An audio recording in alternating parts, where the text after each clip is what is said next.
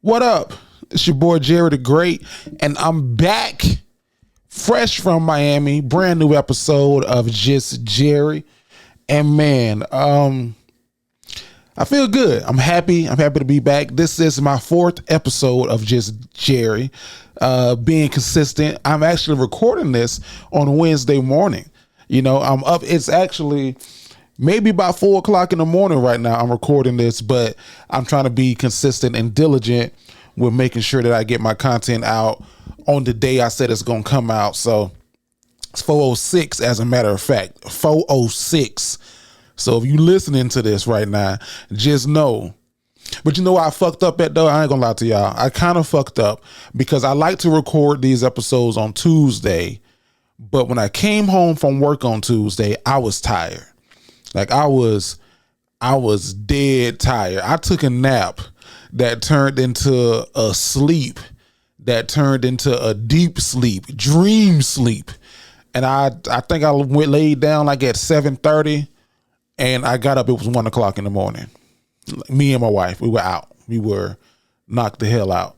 So this is me 3 hours later. I was like, oh shit, I got to record the episode, cut a clip, post it on social, well, schedule it for social. And then, you know, shit, let me get myself together. So this is me getting myself together. But no, it's a lot of stuff going on in the world. And I was like, I definitely got to do and want to do an episode this week because so much has been happening. First of all, can I just give a shout out to all of the people in the great city of Montgomery, Alabama, man. Montgomery, Alabama, stand the hell up. Now, I'm not gonna delve into it because there's a lot of videos already. Some people will say now it's old news. I'm not. That is how you should come together and stand in solidarity for mankind, for your brethren, for anybody who's being mistreated and did wrong. That's what you're supposed to do. That's what the hell you're supposed to do. My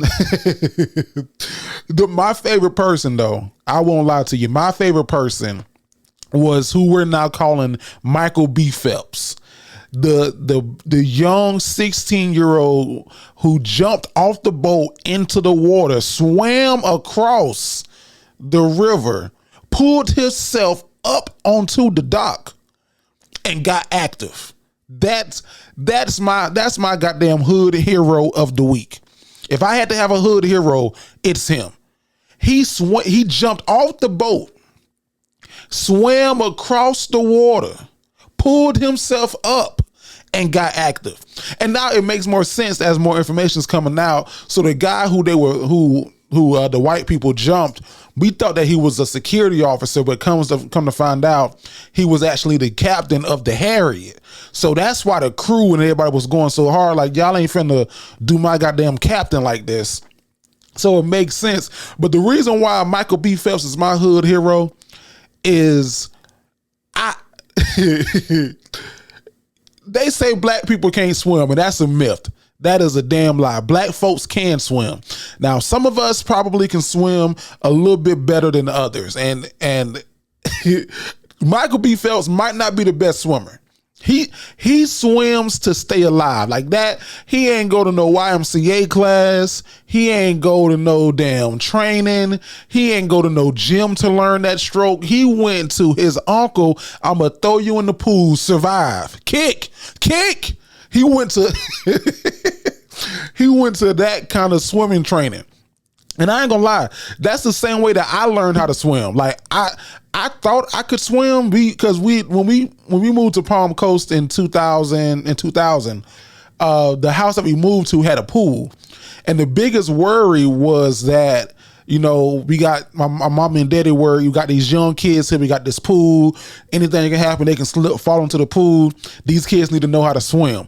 But it's 7 kids. You can't just bring 7 kids to the local YMCA and say, teach them how to swim. That ain't how that worked. So my mom and my daddy, they went and called my Uncle Allen, RIP. And my Uncle Allen, he'll throw you in the pool. He'll throw you, get in there, get out, kick, swim, kick. So I don't know how to swim. I know how to stay alive. And that's what that young man, That's what Michael B. Phelps did, because he ain't have no technique, no breaststroke, no backstroke, and his breathing was off. He knew how to stay alive. I thought I could swim until I met my wife, who used to be a lifeguard back in high school, and I was like, oh, I can't swim for shit. All I can do is keep my head above water and kick. So shout out to Michael B. Phelps. Shout out to everybody in Montgomery and the Gump who stood together. I know I was I was talking to some of my line brothers, and I proposed the question. Hypothetically, and don't lie, if you were there, would you have jumped into the fight? Would you have jumped in? Or would you have been the spectator and the witness recording? Now, myself personally, I would have been the first guy. If you watch the video from the boat, there's a guy, I'm going to call him Stutter Step Steve. I'm gonna call this guy, I don't know his name. I think he had a blue shirt on. I'm gonna call him Stutter Step Steve. Stutter Step Steve didn't really want to get involved. Like, it wasn't his fight, but he knew he had to do something. So yeah, if you will see in the video, he's like kind of running down, but then he kind of stutter steps. He stops a little bit, like he's trying to make a decision. And he wasn't going to get involved into a fight. He was going to protect the black man, like try to push some people off. Now, if he got to knock a motherfucker out in the process, that's what he gonna do. But his idea isn't to come and fight. I think I would have been more so Stutter Step Steve and not we bout that action crew, because the crew, y'all got to, this y'all captain, y'all gotta get off the boat with y'all shirts off. Whenever you see a black man skip with his shirt off and holding his pants up, somebody forget their ass whoop. Black people don't skip unless we skipping to some foolishness. Okay. Whenever you see a black person skip, follow them. Follow their ass, because it's about to go. Not too close though, not too close. But follow the action. It's something is about to go down. Black folks don't just skip for joy. So I think I would have been more so Stutter Step Steve, where I would have went and tried to help the man. And as soon as it de-escalated, I would have been like, all right, cool. And then as soon as more help came, I would have been like, all right, there we go. And I got to give a shout out to, man, it's rare that I do this, but I'm gonna give a shout out to the other 1911, those goddamn Omegas. And they old heads too, the old head Omegas, man. Them Q dolls got busy. You hear me? They were getting active. So shout out to everybody again in the Gump. It was a joy to see. I watched that video. I say my prayers in the morning for tranquility, and then I watched that video over about 2 times every morning just to make balance of things that's happening in the world. So I appreciate y'all for giving me that. We have our own August the 6th is our day. Now, the white people might have Insurrection Day, which is January 6th. Black people, we got Montgomery Melee, August 6th. It went the hell down. So man, I'm happy about that. I am so happy about that. I don't know, man. There's a lot of stuff going on. Lizzo, I'm not gonna get into that, but Lizzo shit with Tory Lanez, and I'll talk about that a little bit too. It's just so much happening in the world. Now, I think what it is because school's getting ready to come back into session, and it's kind of like remember when you were in school and around winter break, Christmas break, but right before then, you would start getting agitated. That's when the most fights happened at school. That's when, arguments happen. You and your best friend would stop getting along. Y'all would get mad at each other.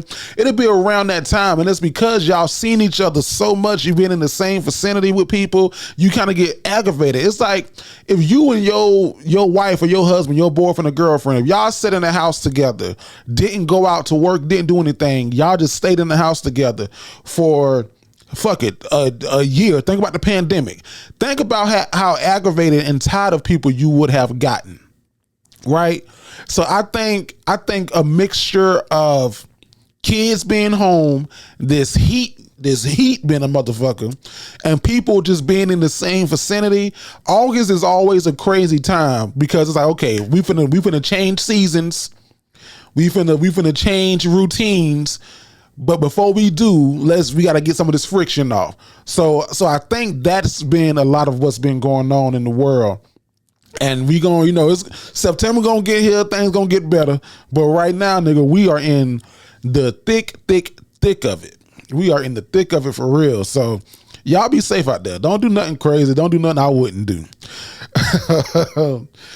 So I gotta say, man, I was talking, was that last week?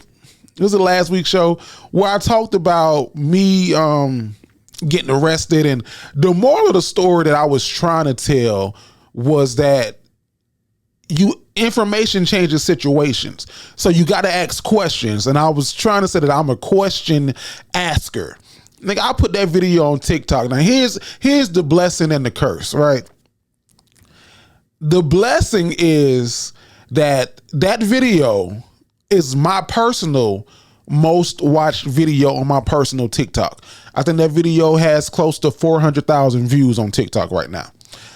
The bad part of the curse, if you will, that comes with that is the bullshit that comes with that, right?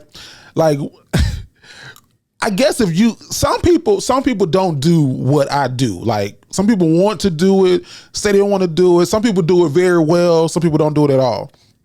And it's that putting yourself on camera or making yourself a target, if you will, to be talked about, ask questions about, whatever. Like, I do this shit and people with no profile pictures can type under my video and say whatever the fuck they want to.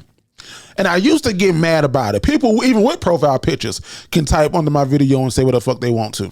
I used to get mad about it, like especially on that last video, because there was one guy who was like, oh, this nigga's a rat, he told, this nigga's gonna, this rat cheese. I'm like, motherfucker, first of all, you don't even know me from outside of this video. That's the first thing.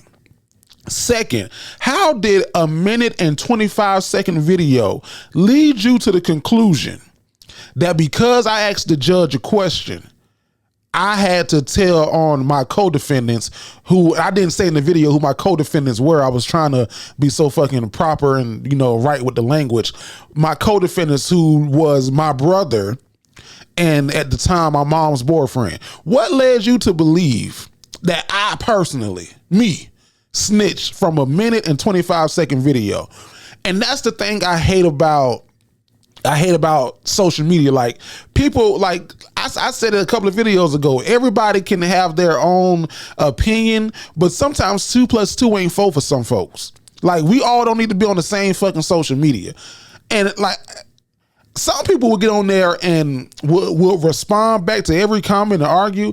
At first I was commenting back because I was feeling like my character was under attack, but I was like, there's no way these motherfuckers know who the fuck I am from a 1minute 25-second video. So I let that shit do what it do. Now the comments are the comments. If they go in there and say something crazy, I will go and delete it.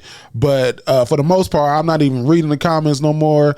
It's the same thing. Like, even in another video where I talked about, I think this video just hit like 10,000 views. It's an old video. I talked about doing the Smart Guy reboot. Motherfucker, I'm just talking. Okay. Like, I just got a microphone and I'm just talking. I don't have no fucking power at Disney. As a matter of fact, Disney don't even own Smart Guy. Smart Guy was an ABC show. I have no say so over what they can really do with Smart Guy. In my mind, though, if I was to create a version of Smart Guy, I have a spec script. You heard I left my T off. I have a spec script. This is how my reimagining a Smart Guy would be. Here come everybody, oh, that sounds like the Steve Harvey show. That ain't the Steve Harvey show. That, like, motherfucker, if one person commented that, we all can see it. You commenting it, again, don't make this, well, how you gonna do a show without TJ? Shut the fuck up and just enjoy the fucking video or not. Like I've never been a person, I don't get why people comment on shit. I don't know. It's your right. It's your right to do it. I don't know. If I disagree with something, I'm gonna comment out loud to myself. But then I'm gonna do that. I'm gonna spike the fuck on. Like, I don't get. And we live in a world now where so many people, they think that they're so privy to information. Like they have this kind of arrogance of like they need to know, they got to know. So many people were like, so what was your charges? What was your charge? Like, bitch, doesn't matter what I got charged for. Like, does it matter? Like that shit was over 10 years ago. If I told you I killed Santa Claus, is that gonna make a difference? And not the Santa Claus. He was just wearing the hat and ringing the bell. Like, doesn't make a difference what my charges were. That wasn't even the moral of the story. And I hated that my most popular video was a video of me talking about a negative situation. It was some positiveness in that, but I was talking about a negative situation, and that's what people decided to take and run with. That's what they wanted to know about. I'm like, nigga, okay, well, if that gets the doors open, then let's do it. But you know, I'm not Jamie Foxx. Let me just start this sentence with that. I'm not Jamie Foxx, but we got to get out of this mindset of where we are privileged to this information. Like, people wanted to know Jamie Foxx's health status, like they were his fucking doctor. There is a thing called HIPAA. And people ask questions. I get on one end wanting to know because out of curiosity and, you know, just being engaged. But then on the other hand, it's like you just wanted to know because you nosy. Like, me telling you that information ain't gonna change your thoughts, views, opinions, or your life. Like, it doesn't matter. And what did I go to jail for? I'm over here stalling. I think my charges was burglary on the dwelling or something like that. I can't even pronounce the goddamn word. Burglary on the dwelling, which is kind of crazy to me because I was in the car. I said, I never went inside no goddamn dwelling. I don't even know who the fuck dwelling is. So that's been getting to me, but not getting to me. It got to me like when it first happened and when the video first started taking off, but it is what it is. But you know, me and my wife, we are going to this place on Friday. It's called Wick, and Wick is a place where you can go and make your own candles. I'm not sure if I would think that they're national, like they're in different locations, but there's one in Jacksonville for sure. So we going there on Friday, and afterwards we are going on I don't know about a marathon because they kind of long, but we are going to do a Tyler Perry play marathon. And by marathon, maybe 1 or 2. We can probably put 3 in if we skip all the singing. But my wife, I realized she hadn't seen all of Tyler Perry's plays, like especially the earlier ones. And I asked her, and I asked y'all too, what is Tyler Perry's best play with Madea? What's his best play with Madea? What's his best play without Madea? And what's his best play without the usual suspects? And those suspects being Madea, Brown, Cora, Bam. I would say Tyler Perry's best play with Madea, in my opinion, is Madea Goes to Jail. That's number 1 for me. Number 2 for me, and I'm trying to do some of the older ones. Number 2 for me would be Class Reunion. I think Class Reunion. Number 3 would be I Can Do Bad All By Myself. Number 4 would be Diary. Number 5 would be Family Reunion. That's my order of Tyler Perry's best plays with Madea. Tyler Perry's best plays without Madea. Number 1 would have to be What's Done in the Dark. Number 2 would have to be Meet the Browns. And I'm just gonna stop at those 2. And then my favorite Tyler Perry plays without the usual suspects being Madea, Brown, Cora, Bam. the marriage counselor comes to mind first. And then after the marriage counselor, I think I got to go with Why Did I Get Married? So those are mine. Those are mine. And I realized that like my wife, she didn't like, she doesn't know those older ones. And all of those plays, if not all, most of them are on BET Plus. So if you want to go watch them on BET Plus.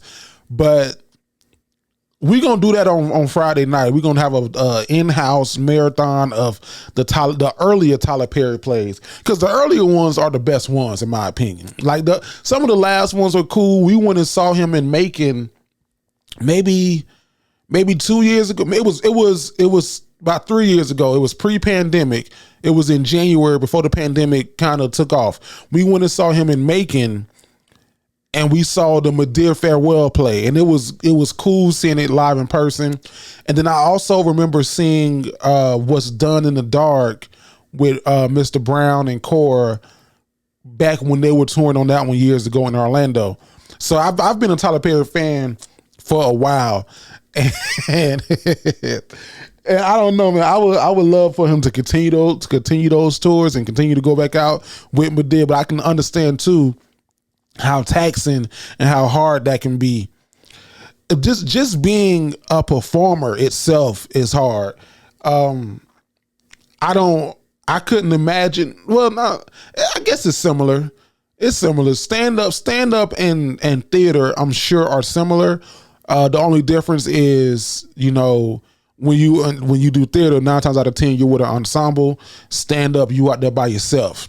And theater can have more than one objective. It could make you want to laugh, could make you want to tap into other emotions. Comedy is pure, go up there, make us laugh, make us think, be not necessarily provocative, but be thought provocative, I will say. So I don't know. I've always thought about, could I do theater? I thought about writing a play, and I don't know, man. I might delve into that. I don't know. That might be something I can do creatively. Like one of them old David E. Talbot presents Mama, I'm Coming Home. Mama, did you sell my weed? One of them plays. Like, my Lord, Mama, what we gonna do now? Presented by Jerry the Great and David E. Talbot, coming this fall. So I will say though, the toughest thing about theater or just being on stage is those moments when, or those couple of moments leading up into you coming out. Like whenever for me personally, I would say, don't talk to me before a show. Not in a mean way. Like, don't talk to me, don't speak to me. But like, I'm not going to be as, talkative pre-show. Probably going to be very quiet. Probably going to be in my own little corner. Cause I'm in my mind. I'm nervous. My stomach is turning. And then when you get called to the stage, you go there and do your time. It's like a blur. Then you go off, and then it's almost like I've never been high. Like I've been high, but I haven't been high. And like I would imagine that the feeling of coming off a stage is like coming down from a high, because it's like your body be so tensed. Like your ass cheeks be tight. You just be so locked up. And then you go up there and you do your shit, and then you come off, and then all of that kind of just falls off you at once. It's like, whew, I done did that shit. Okay, cool, here we go. So, and I will say this too, man. This is what I don't like. It's happened to me a couple of times. I'm not a world-renowned comedian. I'm not a name that people outside of who fuck with me would know. So oftentimes whenever I'm doing a show, trying to say this, so all right, fuck it, I'll say it how I want to say it. Oftentimes whenever I'm doing a show, I'm a guest on someone's show. I might be doing a guest spot, I might be hosting, I'm doing something on someone's show. But comedy is something like, comedy is they call it a fraternity and a sorority, because it is. It's a brotherhood and it's a sisterhood once you in it. But you know, you gotta kind of prove yourself to different people. And whenever you go to different cities to perform, you gotta, you know, prove yourself in that city. But I'm always a fan of giving people a opportunity. Like I'm gonna try to set you up for success. It's up to you to go out there and be successful, right? But you will go to some comedy venues and do some shows, and they won't bring you up properly. Like they won't bring you up and set you up for success. If it was me and a comedian's coming up and I'm bringing them up, I'm going to do my best to give this person a good intro. Ladies and gentlemen, coming to the stage, young comedians straight from wherever, whatever. Show your love for whoever. Make some noise for boom, boom, boom. That's easy. That's easy. You will be surprised at the amount of comedians who've done it to me, and I've seen them do it to other people when I was on the show. All right, y'all. So y'all know we be touring all around the country. You know, so-and-so he on tour. And sometimes when we come to these cities, you know, we like to give, you know, young comedians, new comedians an opportunity, to get their shit off. So we don't know if this nigga gonna be funny or not, but you know, he gonna come up here and do a little time. Y'all make some noise for him and then bring them motherfucker up.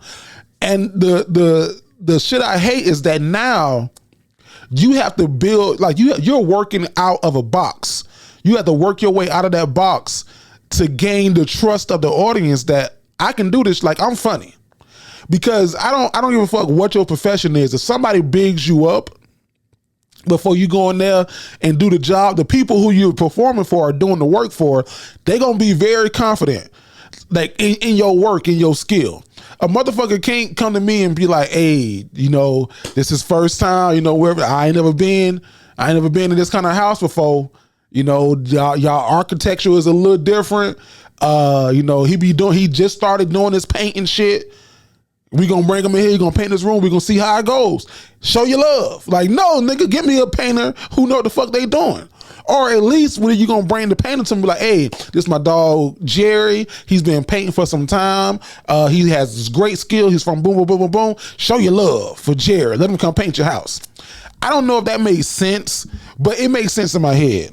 Like it makes sense if you're a performer and you ever had to go behind somebody or have somebody introduce you or big you up for something, it'll make sense to you for sure. So that's one thing I can't stand. And I'm almost certain that people in other arts don't have to deal with that, or other professions have to deal with that.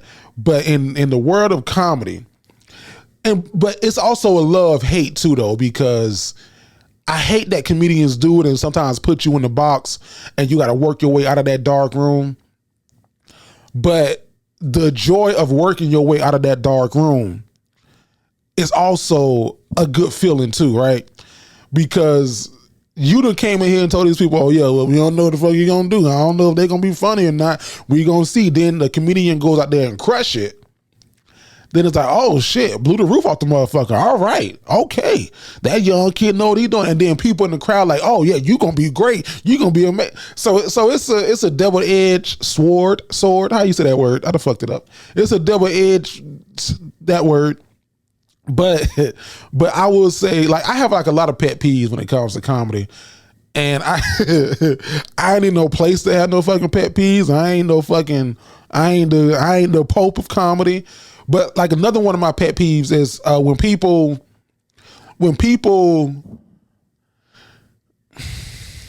pander to the room.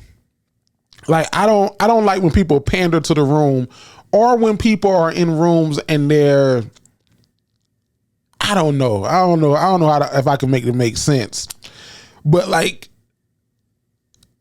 when you go and you doing you're performing, or even if you're at work or whatever, you code switching is an automatic thing. That's going to happen.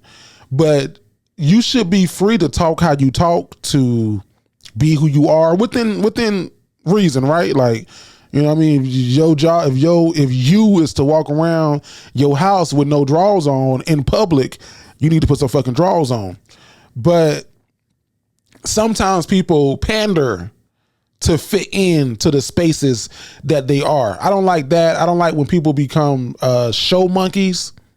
And that's a terrible word to use, but it's true. When it's like, I don't know.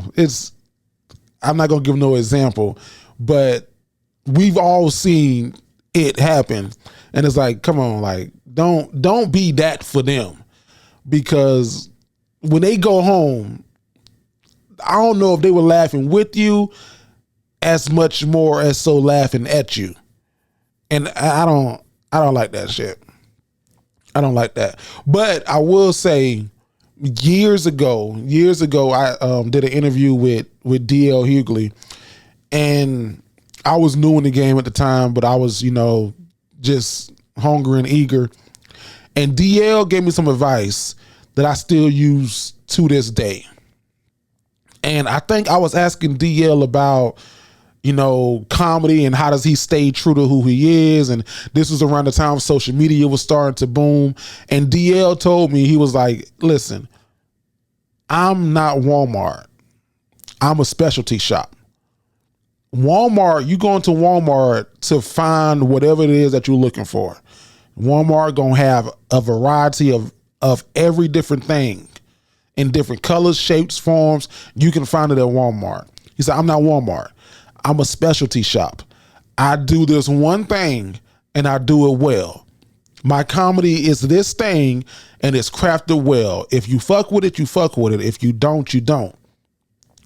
And I applied that not only to the game of stand-up, but to life. Like, my personality is who it is. And not that I can't change and grow or morph as a person, but I am who the fuck I am. Like, I can't be everything to everybody. And I think it took me a little bit of time, to realize that, because I want to be liked by the masses, by people, but everybody, I realize, ain't gonna fuck with your product, ain't gonna fuck with who you fuck with. Like, I even say, I use the Identified Delinquents as an example all the time. Like, yeah, we do thousands of listeners per week. I think I just got the numbers the other day. We did like almost 5,000 in the last week. Cool. And that's great. I know of those 5,000 people that listen to the Dignified Delinquents, I now know a percentage of that belongs to me, a percentage of that belongs to Breeze, a percentage of that belongs to Nisi, and a percentage of that belongs to the ensemble. Being, some people listen for me, some people listen for Breeze, some people listen for Nisi, some people listen because they love the show as a whole. And and that's, that's just the way that the shit goes. And there's no way that I will ever, or you will ever in life, be able to satisfy everybody with what you have. You will kill your fucking self trying to do that. It's going to be almost impossible. And it took me a while to get to that, because I've always wanted to be a likable guy. I always wanted to be the person who Jerry L cool with everybody. And I realized, like, fuck that shit. Like I'm not going to go out of my way to be an asshole or a dick or treat people any kind of way or wrong. Like, I'm going to remain true to the core of who I am. But if you don't fuck with that, then you don't fuck with that. You know what I mean? Like, if you don't rock with me based off of who I am, and I know I'm not doing anything malicious, anything crazy or wrong to you personally, then that's a you problem. That's not a me problem. And like, I remember in high school, man, I'm not gonna say his name or their names, but I was rolling with a specific group of people. Some were friends, some I thought were friends, whatever the case. But one guy that I knew in high school, and he was really cool dude, still cool. Me and him were cool. We were cool. We would be at each other's house. We would hit the road, drive. We did a lot of shit together. This was my dog. He had his cousin move with him from far away. His cousin, who lived in maybe even another state, probably got in trouble in that state, moved to live with my dog, my homie, in Palm Coast. I can't count that I've said more than 10 words to his cousin outside of what up, what they do, you good, all right, cool, yep, bet. Cousin didn't like me at all, and I was like, what the fuck did I do to him, or what did I miss something? Did I what the fuck? Why your cousin don't fuck with me? And I was so concerned on like, why don't they fuck with, like, what did I do to them? And I never equated that, oh, they just don't like you. They don't have no reason why. They can't point to a specific thing that you did. They just don't fuck with you. So I'm realizing, like, especially as I'm getting older and you see a circle of friends that you have morph and become smaller and smaller and turns into from a circle to just a dot, where it's like, okay, sometimes like you don't have to be the most liked, most whatever person. Like, you just be true to your fucking self.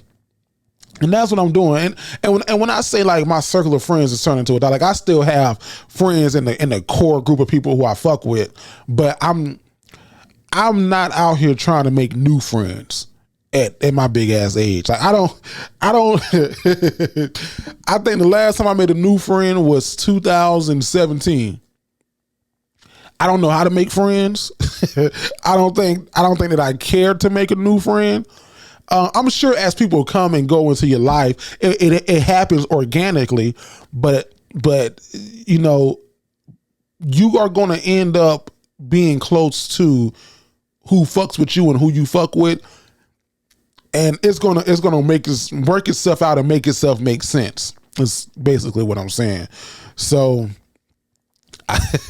I realized that as I get older, that's just something that happens. Like I remember when I was maybe my top, it wasn't the worst job because it wasn't a job. But disclaimer: no students getting ready to go back to school, classes, college classes, and everything from the pick up. If you are a college student, being an RA, a resident assistant, resident advisor, whatever they call it at your school, has many perks. Okay. Some of those perks being free housing, at some schools, free meal plans, at some schools, your own parking spot, at some schools, your own room.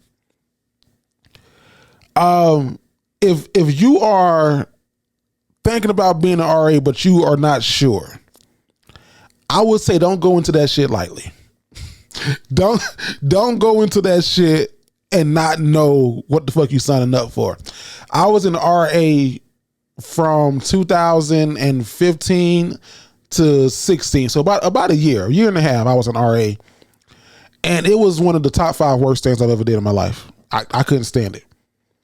I could not stand it. Not that I couldn't stand the work. I couldn't stand the team. And maybe if I was at a different university, one that wasn't predominantly white, I probably would have enjoyed my experience better. I think for me, I was the only black guy on my staff. Everybody else was white. And that's why I even get chills watching that Montgomery video, just because of some of the shit I had to deal with as an RA, as the only black person on this all white staff with their privileged statuses. But don't go into that shit lightly. Like, just think about what you're going to have to sacrifice to be an RA for that free housing, meal plan, parking space, your own spot, whatever. But I say that to say, I remember when I was an RA at JU on the apartment side, building 4. A majority of my building was the basketball girls, and the basketball girls were cool as fuck. They didn't bother me. I didn't bother them. Hell, I ain't bother nobody. Really, I ain't give a fuck about shit. Long as don't make me have to, do my job. And they were cool, and they were cool at that. Don't that was my thing for everybody. Like if you were a resident in my building, don't make me like have to do my job, which is, have to come stop a party, or which I rarely ever did. Like even if it was a party, I'd be like, hey, y'all just be careful, turn that shit down. Like call my personal cell phone if something goes on. Don't call this number. So the basketball girls were really, really, really, really good at that. And a majority of them were in the building. But there were some people who lived directly above me who kind of tried me a little bit. And I feel like when you try me, you really try me. Cause I'm already one of cool laid backness. I'm not gonna bother you. But it was one particular day. This had to be sometime in the spring semester. And I'm on duty. I'm on call. So when you're an RA, you got the phone. You got your little phone. You on call. If the phone rings, goddamn it, you got to go. You got to stop what you're doing and go. You got to stay in the area of where your residents are. You got to go. So I'm chilling. This is a Saturday, big stupid chilling. I'm just in my bed. And I live in almost like a cul-de-sac. Building 4 JU is like the building that's in the circle. So I see like cars outside parked, but it's a Saturday, so it's it's whatever. Like people get ready to go out. It makes sense for it to be whatever. I think I go and do some rounds, and as I'm walking back to my apartment, we had balconies. I see like 10 white people hanging on the balcony, and then like I'm looking at and this is right above my room. It's about like 50 plus white people inside this apartment, and they got their drinks on, their hats backwards, their Yetis, and this and the third. So I'm like, fuck. This is a prime example of do not don't fuck with me and then cause me to have to fuck with you. Like this is a cause and effect thing. So I had to go up, I had to call back up, I had to go up there. And I basically had to shut the party down. And these white folks, you're not gonna find any liquor. This like, bitch, I know that y'all got it in here. I really don't give a fuck about it. Like, you just gotta think, like, if my boss was to drive to his house, there's no way that he's not going to see what I have to see. Like, there's no way he's going to believe that I didn't hear this or see this going on, especially if I'm on call. Now you causing me to put my job in jeopardy. Them white folks didn't like me for the rest of that fucking school year. And I didn't give a fuck. I didn't care. I honestly did not care. But, I cared a little bit because it was like, I wanted to be liked. Why don't they like me? But at the same breath, it was like, I don't give a fuck. And I think that was my first inkling of everybody ain't gonna fuck with you. And here's the other side B to that. You're not gonna fuck with everybody. Like, you're not gonna fuck with everybody. So, and that's cool. Like, that's cool. All right, before I go, real quick, I said that I was gonna do this a couple of shows ago, and I finally did it. So one of the things that I always talk about working because work begets work. But in talking about work, I'd never realized how many fucking jobs I had. Like, I've never realized. So I had to put a list together, and I could be off by maybe 5 jobs, but this is the list of all the jobs I had. All right. So first job I started working when I was 14, 15, Winn-Dixie. Then I went to McDonald's in Flagler. I had to leave that McDonald's in Flagler because my girlfriend at the time was a manager. We couldn't work together. They transferred me to McDonald's Old Kings. All right. Quit Old Kings. I went to McDonald's Target. If you live in Palm Coast or from Palm Coast, those names make sense. All right. Left that McDonald's, went to Flagler summer school. I was a camp counselor for like a day. Quit there, went to Cracker Barrel. I was at Cracker Barrel for a day, didn't make it past the training. Then I went to Hooligans, which is like a wing spot. I worked at Ross. I worked at Daytona International Auto Mall as a cleaner. I worked at Nike. I worked at Ruby Tuesday, Benton Village. I went back to Ruby Tuesday. I worked at the JU IT department. I worked for JU Connect, the JU men's soccer team. I worked for Cammy Cakes here in Jacksonville, Dolphin Radio. I was in RA. I worked for the student government as the marketing person. I then worked for the university marketing as a marketing intern for the summer.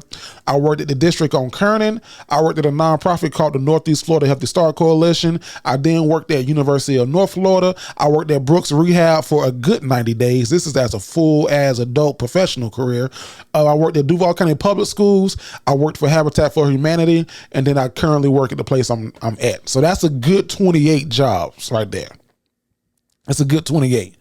I say all that to say, if I got fucking I don't know what you would call it, but if one, I interview very well. I can interview fucking amazingly. And then two, I got great work experience. Like there's nothing that you can throw at me at a job that will surprise me. I still get surprised. I still act surprised. But I'd have had 28 fucking jobs in my lifetime. I'm 29 years old. There's nothing that you can throw at me that the only thing that surprised me, the only thing, when I worked at Benton Village. And this was during the time, this was the job that I told y'all about where on the last show, they were doing, they sold the company and they were doing background checks, but they fired me before they even had to do my background check. I left out that they had my mama fire me. My mama called and she basically let me go. So the head, the CEO of the company, we call her that. She came down to my mama. My mama was the head of the kitchen. She came down to my mama in the kitchen and basically was like, we're gonna have to let your son go. And my mama told her, well, don't y'all do it. Y'all let me do it. Which is some bullshit. Now that I think about it, I'm like, why the fuck would she do that? So my schedule was typically 3 to 11. I was a full-time 3 to 11 staffer. So maybe it's 1:50 and I'm laying down because I'm got to get my rest before I go into work at 3 to deal with the bullshit. So my mama called me and she's like, hey. I said, hey. She said, what you doing? I said, laying down before I get up and go to work. She said, yeah, well, you won't need to be doing that today. I said, huh? What you mean? What you talking about? She said, yeah, they decided to let you go. I said, how'd you know that? They came down here and told me. Well, why didn't they call me and tell me? I told them to let me do it. Why would you do that? Well, that don't make sense. That's not. I was like, I don't believe it. So I still end up calling the boss at the time. Her name was Teresa. And asking her, like, am I fired for real? And she was like, yeah, Jerry, we gotta let you go. Did your mom not call? No, she called. I just wanted to hear from you. She's like, yeah, we had to let you go. But one of those things where I say in life, worst things that ever happened to me. Worst thing, because at that time, that was the only job that I had. And when they fired me, like I said on the last show, I couldn't get gainful employment because of a pending background record. So that was the worst. The best is because I think that if I would have never lost that job and went through some of those trials and tribulations in Palm Coast, I wouldn't have been so eager and hungry to get to college. And I don't think that I would be nowhere near as close to or even in the same breath as the person that I am today. So things in life happen like that, man. It's funny, but that's just, how it goes. Everything that's happened to you has happened to you the way that it was supposed to. Everything that you've dealt with or dealing with or going through it's like, don't think that you getting special treatment. You are. But it's not special because it's happening to you the way that it's supposed to happen. And you need to deal with it. Figure your way out of it the best way that you can. And on the other side of that, on the other side of all that grief and pain and hurt and bullshit, is joy and happiness and laughter and smiles. So work towards that. So I don't know who needed to hear that. That just came to me. If you needed to hear that, that right there was for you. Song of the week this week, man. It's one of my favorite songs. It would be the song that I come out on stage to, but Earthquake beat me to it. It is Legendary by Wale. It's Just Jerry.